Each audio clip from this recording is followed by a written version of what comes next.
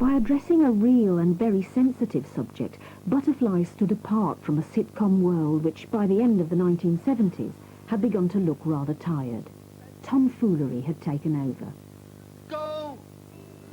But sitcom was about to be saved from complacency by a dramatic change in the political landscape, which helped create new comic figures and proved that there was, in every sense, an alternative.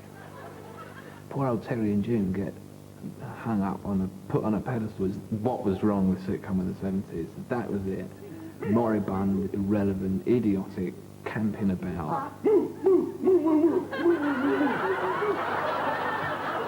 turn on the TV and people would be, oh no, the boss is coming round, we've got to make dinner. And I'll have to fawn in front of him. And we're sitting there going, when this doesn't happen, what are you doing? You know, it's not like that. And it's not like love thy neighbour, and people don't think like that. Stop it. There was very little television for us.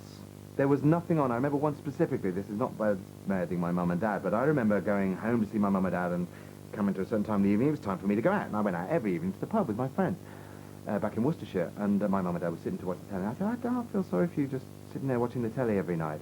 And my mum looked at me and she said, I don't feel sorry for you going out every night, having to go out every night. And I think that illustrates what was going on in those times. Fascist. The television was not for us. It was not for our generation. And so we made our own telly. If there's nothing there for you, make it yourself. What is that little white dot?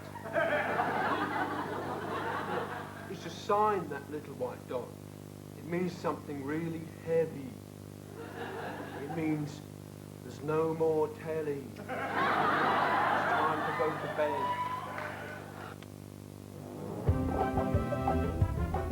In part 3, we'll see what happened to situation comedy in the 80s, the decade of dole cues and yuppies, and we'll bring the story of sitcom up to date with the Essex girls and new lads of the 90s.